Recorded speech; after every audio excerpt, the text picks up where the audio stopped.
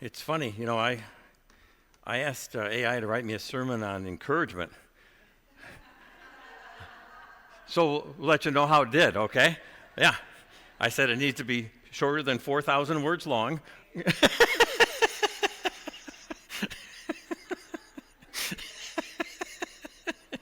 But it said, I'm sorry, I can't do that. Don't we have a picture up there, gentlemen? So, this was one of the screenshots from one of the little breakout meetings that I was at. You find it there, Michael? It's so cute.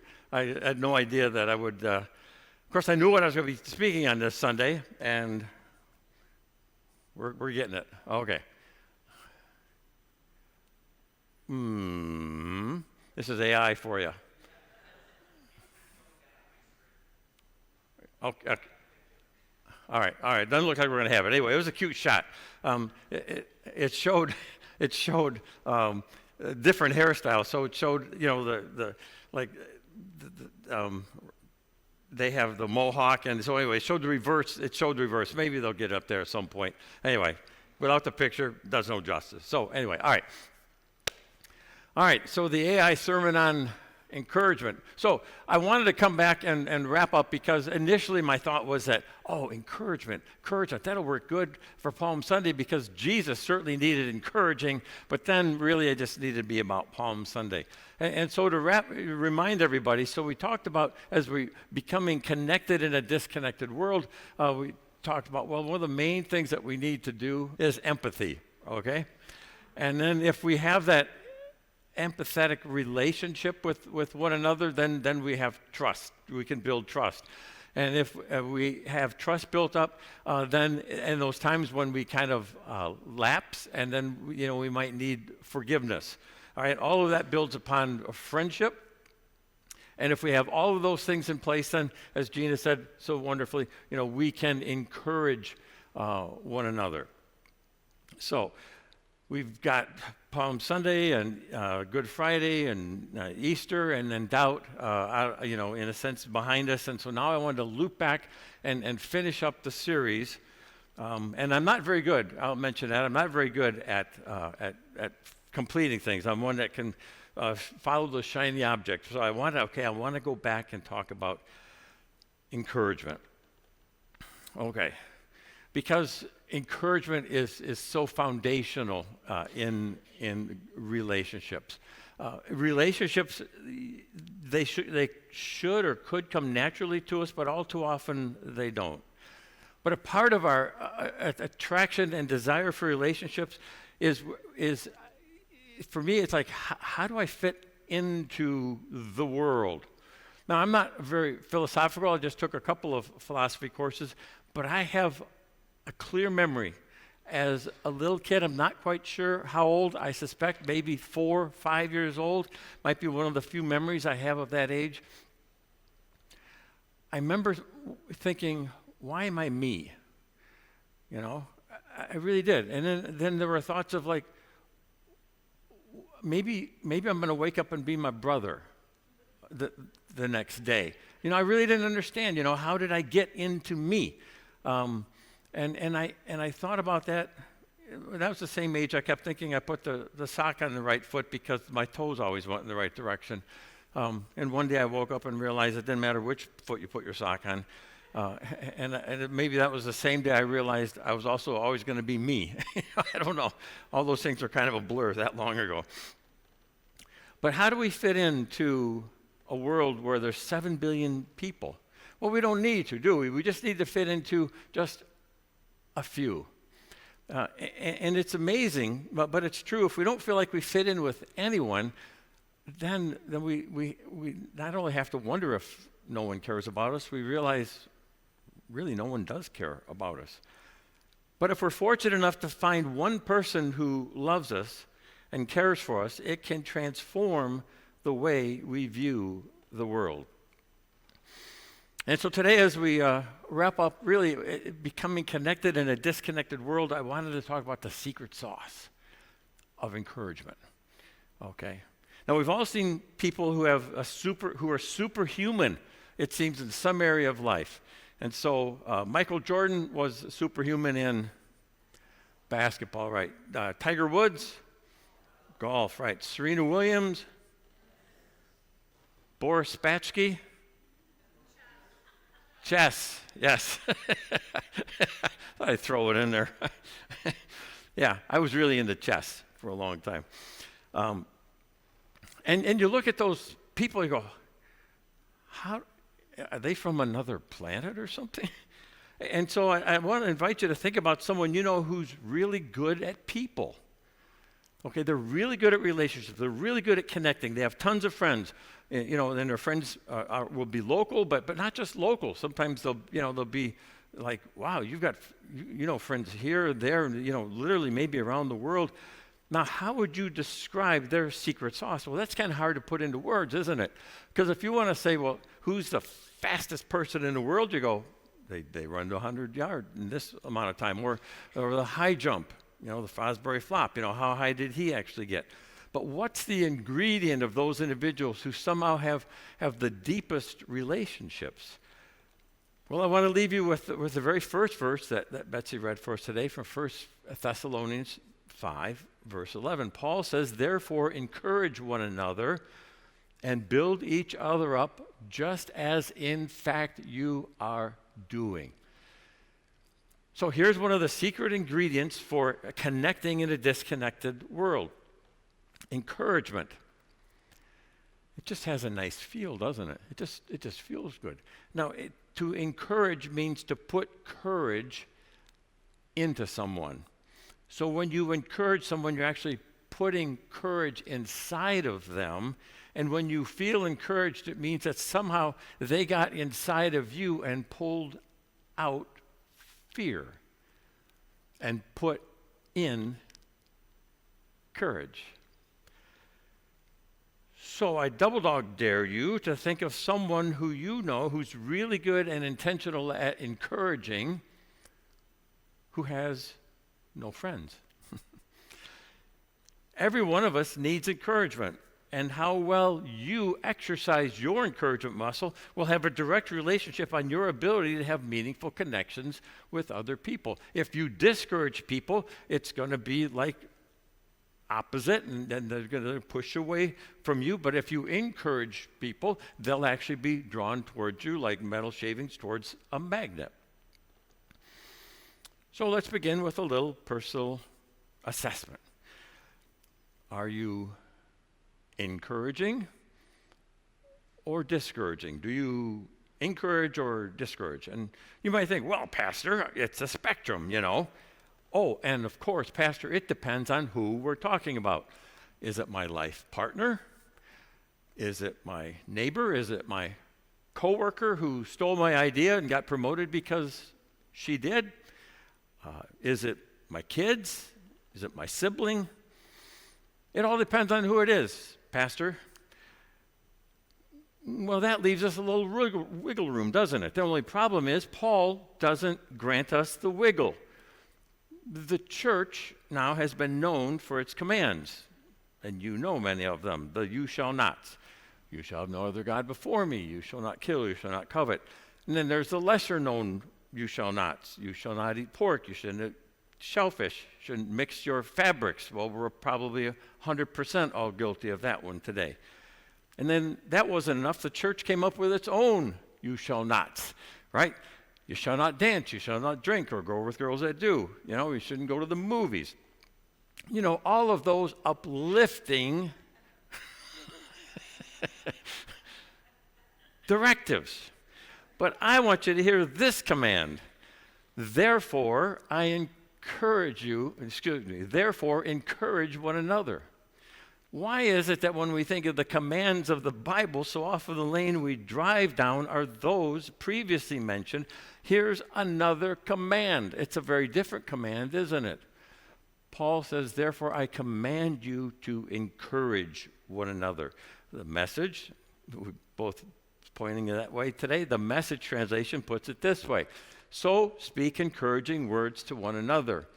Build up hope. That's what your words are supposed to do.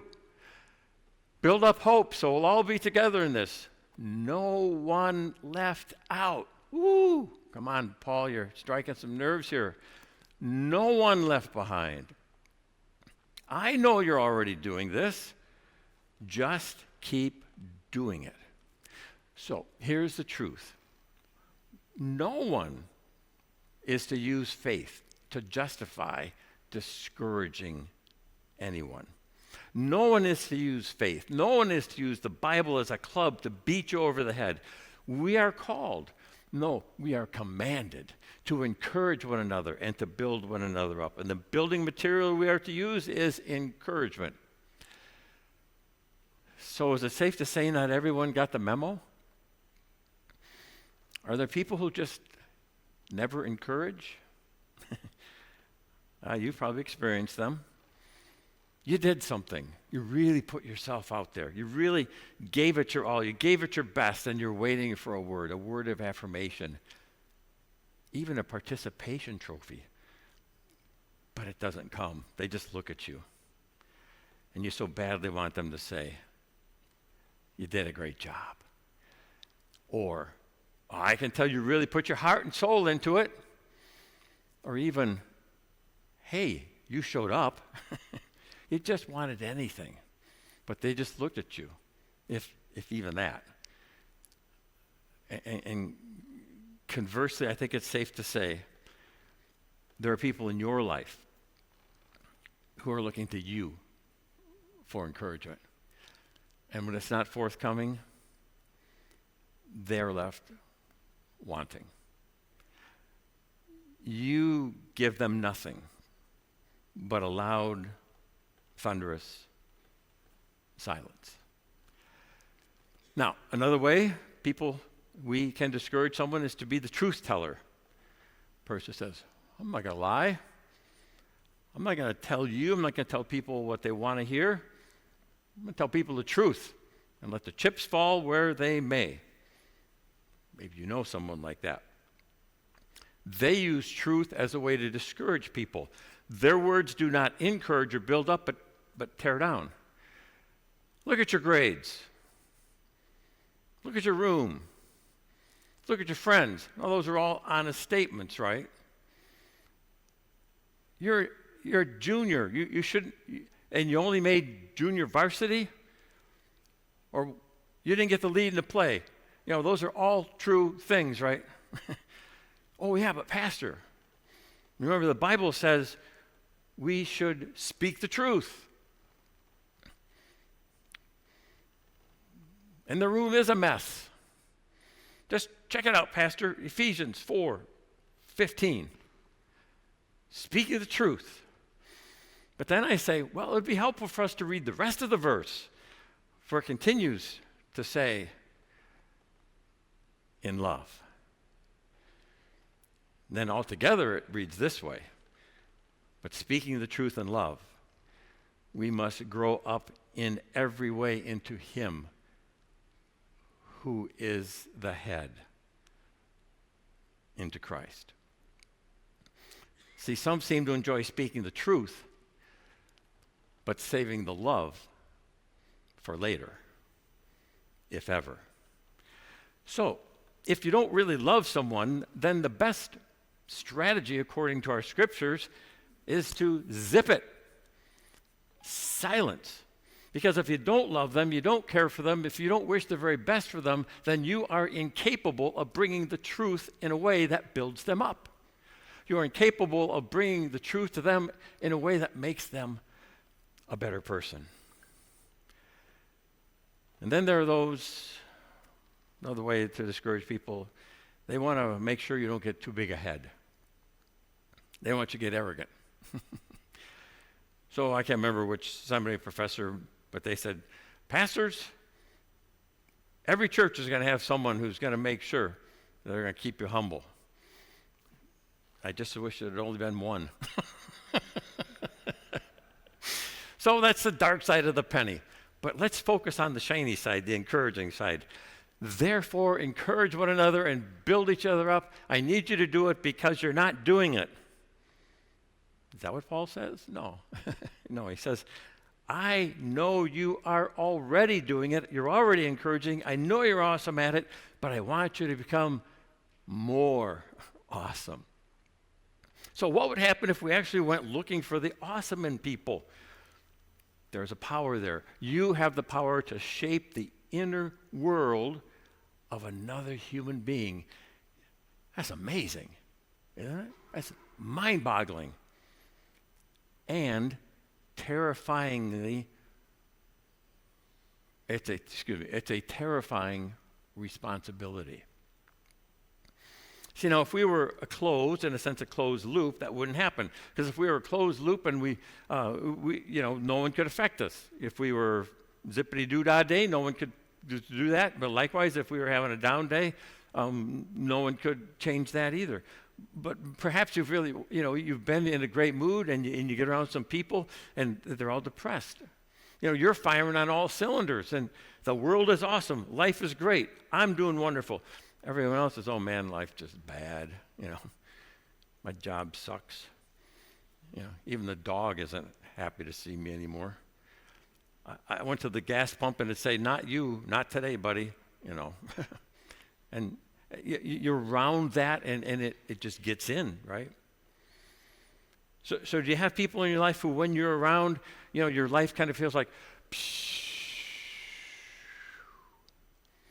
because you're an open loop. And what's inside of them often has a way of finding out, making its way to inside of you. But conversely, maybe you're having a hard day, you're feeling pretty fragile, and you get around a person or you get around some people, and their joy and their strength and their positivity start to fill you up.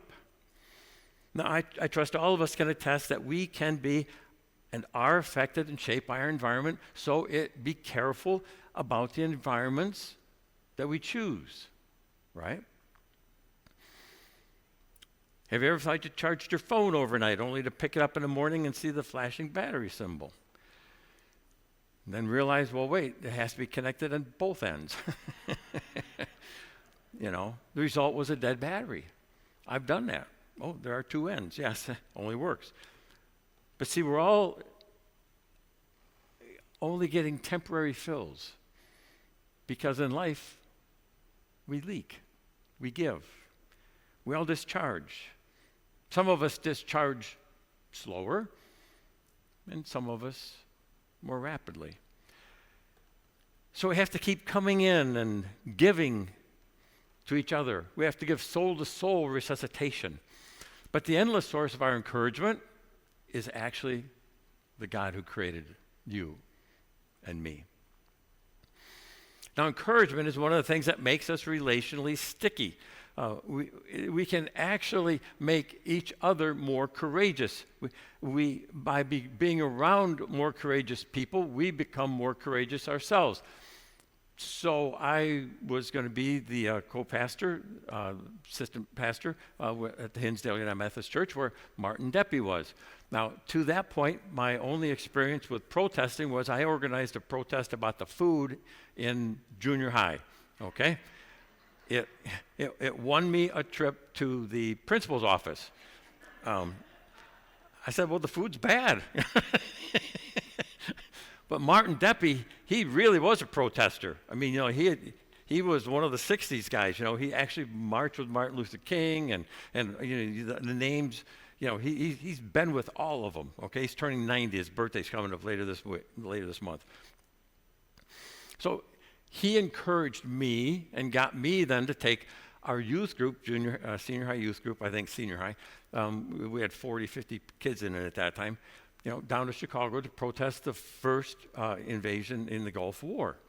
And I never would have done that. Never, ever would have thought of doing that if it had not been his encouraging me to do that sort of thing, see? But here's the thing. You have to have courage to give courage. So we need to know what's inside of us because whatever is inside of us is what we're going to give to other people. So if what's inside of you is cynicism, and bitterness and anger and fear, that's what we're going to pass on to other people. So if you're wanting to give courage, it begins by having courage. So how do we get courageous? Because we're all going to have those wobbly legs at times. That's when being connected to those who can breathe courage into us makes the difference. See, we're called to invest in people and pour our courage into them. But we also need to be connected to people who will pour courage into us, because we make each other more courageous. Now, the rub. If we're breathing negativity, discouragement, and we need someone to breathe into us some positivity, some encouragement into our lives, if we're not careful, we end up pushing away the very people who could breathe courage into us. So we might end up wondering, where are the people I need in my life? So in terms of guarding our own hearts and our own words, I would point us to James, 3rd chapter, 9th verse. Some of the most powerful words, James, brother Jesus, right? So he writes this: with the tongue we praise our Lord and Father, and with it we curse human beings who have been made in God's likeness. Whew. Out of the same mouth comes praise and cursing. My brothers and sisters, this should not be. Can both fresh water and salt water flow from the same spring? My brothers and sisters, can a fig tree bear olives or a grapevine bear figs? Neither can a salt spring produce fresh water. It sounds to me like James is saying, look, you can dress yourself up for Sunday. You can talk a good game when you have your game face on. But if you don't have a posture, if you don't have a language of encouragement, there's a total disconnect within you. Something is askew. You can't spend a good portion of your life talking up God and then talking bad about people. This makes you, using James's language, salt, fresh water, spring. And you can't get fresh water from a saltwater soul. So Houston, we have a problem. So think about it for a moment. How many words do we say in a minute, an hour, a day, a week, a month? Well, I decided to count. No, I decided to ask Google. If you're not a very big talker, you're going to be right around the 500,000 words a month. But if you're a little bit more on the spontaneous side, a million. Okay, so somewhere between 500,000 and a million. So James is challenging us to think about how many of them are actually expanding good, expanding faith, expanding courage. How many of those words that you speak are actually elevating people and building them up rather than the lesser? And interesting, what James again says is how we talk to people is the language that God hears from us, right? So what would our little corner of the world look like if we all decided to accept our calling, our mission? No, our command to be intentionally breathing courage into other people, to encourage them, to help them overcome whatever obstacles they're facing. Even that person who seems to push us away, yes, even them. See, at times we're called to believe in someone more than they believe in themselves. And at other times, our challenge is to believe in ourselves. Friends, sometimes our struggle to be an encourager is because we heard so little of it growing up. I've known adults who as children rarely heard words of encouragement, but regularly heard words to the contrary. And sadly, don't we know that the stickiness of positive words is way less than that of negative words? A memory for me is I had just newly appointed pastor at the Reynolds United Methodist Church, where Craig and Denise and we were together. And I was at annual conference, and Ken Lemmel, I don't care if he's alive or dead, I'm not sure, who was the district superintendent at that time of the Rockford district. I was appointed to the DeKalb district. He walked by me, and I knew Ken because I grew up in Belvedere, which was in the Rockford district. And Ken walked by me at annual conference and said, "Oh, I heard you got appointed to the Reynolds United Methodist Church." I said, "Yes." He said, "Well, be glad it'll be the best appointment you ever get."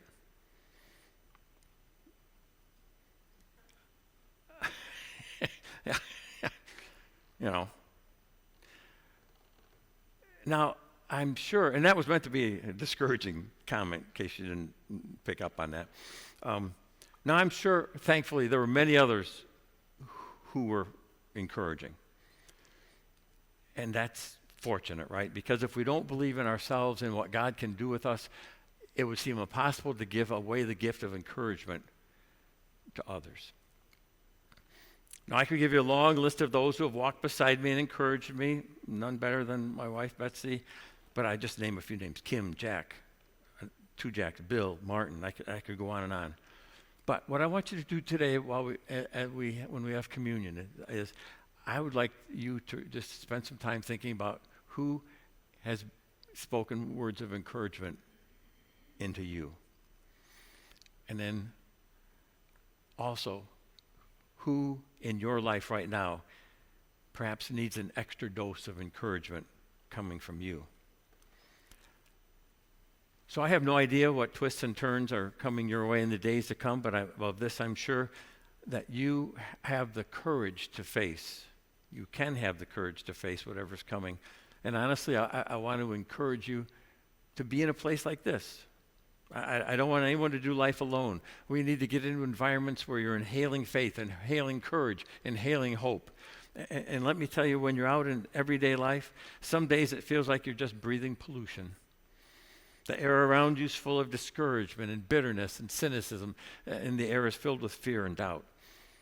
And you need to get that oxygen mask on, back on in your soul and say, God, I need to breathe so deeply of you. I want to live a life of faith and courage for this great adventure. And Lord, you've called me to that, and you've called me to be a part of a community of faith where we're going to do that together. So let's encourage one another, building each other up, even as we've been doing. Amen.